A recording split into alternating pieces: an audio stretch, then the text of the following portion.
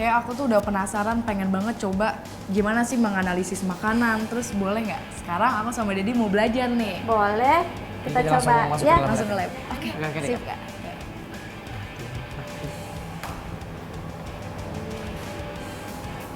Wah, lihat deh. Banyak banget tuh. Iya.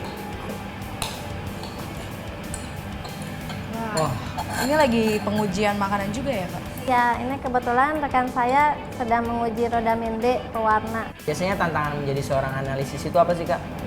Tantangannya sih terutama kalau ada sampel yang kita belum pernah menguji, kita harus bisa. Jadi apapun sampelnya yang masuk ke sini harus kita bisa kan yang diuji. Jadi itu kita harus terus berinovasi, belajar. Jadi harus mengikuti perkembangan terus. Ini teknologi gimana, ilmu pengetahuan gimana. Tadi kakak bilang kalau misalnya ada yang belum diuji tuh, pasti kita belum tahu dong tekniknya kayak gimana. Nah, itu cara kakak tahunya itu gimana sih prosesnya itu? Ya, pertama sih itu kita uji pendahuluan dulu. Jadi, tapi biasanya kita udah tahu apa yang kita curigai. Misalnya kayak ini kerupuk, ini kan kerupuk warnanya itu dia, ya, dan kita curiga dia mengandung rodamin B. Rodamin B itu pewarna yang dilarang dalam makanan, tapi dia biasa digunakan untuk pewarna tekstil. Bahaya banget. Bahaya banget, dia karsinogenik juga. Nah, Kak, jadi prosedurnya sebelum makanan sampai diuji ke sini itu kayak gimana nih, Kak?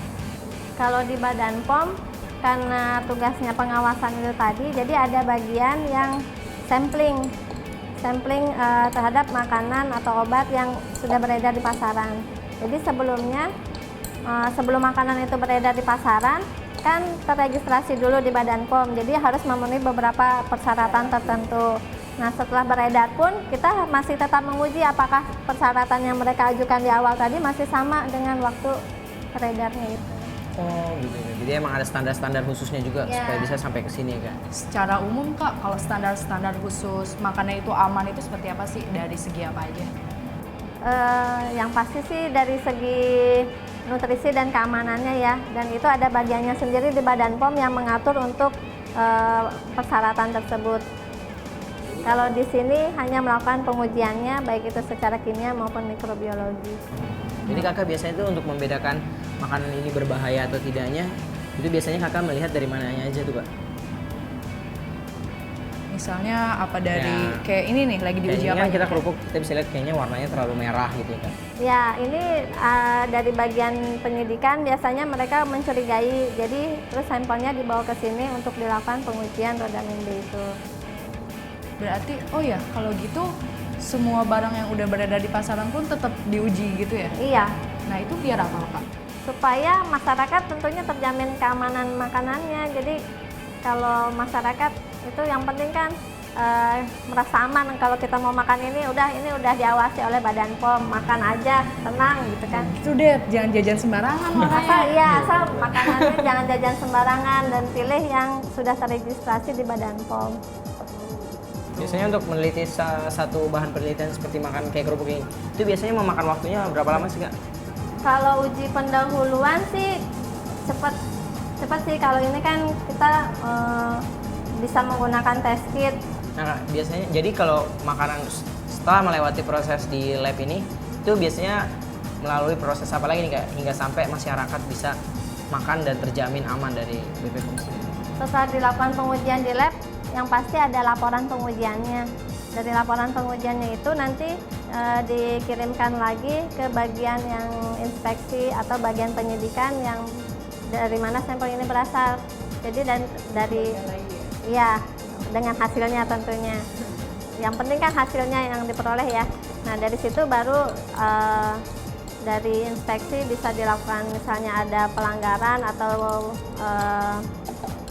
makanannya jadi tidak memenuhi syarat, itu biasanya diberikan peringatan atau bisa ditarik tergantung dari sana. Kak, aku penasaran nih, ini kan di laboratorium ini banyak banget nih alat-alat yang kayak gini, aku aja nih nggak ngerti. Pernah nggak sih Kak melakukan kesalahan gitu ketika sedang menguji makanan itu? Sebenarnya sih kalau sebelum masuk ke lab untuk misalnya pegawai baru ya, Iya. CPNS. Kalau di sini kan pegawai negeri. Nah itu tidak serta-merta langsung masuk ke lab. Jadi kita diberikan pelatihan dasar dulu mengenai laboratorium, terus keselamatan kerja. Jadi nggak serta-merta. Jadi udah dikasih dasar-dasarnya dulu. Kak, tadi kan kakak sempat bilang ada pelatihan juga di luar negeri. Nah, selain pernah pelatihan di Indonesia, kakak pernah kemana aja sih? Kalau pelatihan sih ya lumayan banyak karena saya udah lumayan lama di Nah, sini ya. boleh sebutin nggak tuh Iya, kemana Kak, aja? sedikit aja itu. Kakak pernah kemana aja gitu? Kalau di negara ASEAN sih pernah di Thailand, pernah di Singapura, pernah di Malaysia misalnya. Atau di Shanghai, di Cina, atau ke Amerika juga saya udah. Wah, nggak nyangka ya, Rin? Iya. Nah Kak, biasanya ada nggak sih Kak pengalaman kakak yang benar-benar menurut kakak tuh berkesan atau mengagetkan? Misalnya kakak menerima satu sampel makanan dan nggak nyangka bahwa wah ternyata Bisa makanan ini bisa nyampe dibuat kayak dari gitu. ini gitu. Pernah dulu waktu kasus melamin itu, melamin dalam susu. Jadi Bahaya tuh ya, Kak. iya bahaya kan melamin biasanya suka di piring gelas ya. Bayangin aja itu ada di susu. Nah dulu itu jadi tidak pernah terbayangkan kalau dalam susu itu bakal ada melamin. Jadi ternyata itu awalnya kasusnya terjadi di Cina, kemudian di Amerika. Jadi susu ditambahkan melamin untuk supaya waktu diuji nutrisinya, proteinnya tinggi. Kalau misalnya udah tahu kasus seperti itu, hal positif apa sih yang udah kakak dapetin sejak menjalani profesi ini nih? Kalau hal positifnya sih lebih berhati-hati untuk diri sendiri maupun keluarga, teman-teman. Jadi dalam memilih makanan, obat, ya kita jadi lebih teliti, lebih care. Kita pilih yang Terbaik lah ya, yang aman, sehat. Nah Kak, kita kan udah lihat-lihat nih kakaknya yang ini udah coba tes kerupuk, pewarnanya. Nah, kita juga penasaran nih Kak, jadi kita bisa nggak nih Kak praktek juga nih, kita mau coba apa aja sih yang bisa kita lakuin? Aku juga pengen nih ngerasain jadi analis lab kayak kakak. Bisa nih Kak? bisa. Kebetulan ini nanti kita bisa uji cepat, jadi gampang aja, cuma ditetes-tetesin aja. Dan kita bisa tahu hasilnya positif atau negatif. Oh, oke deh. Pertama kita harus ngapain dulu dong? Ini kalau mau nyoba pakai sarung tangannya dulu. Oh, Kalau ini sekali pakai gitu ya? Iya, Oke, langsung pakai. nah Kak, fungsinya Just Lab itu apa sih?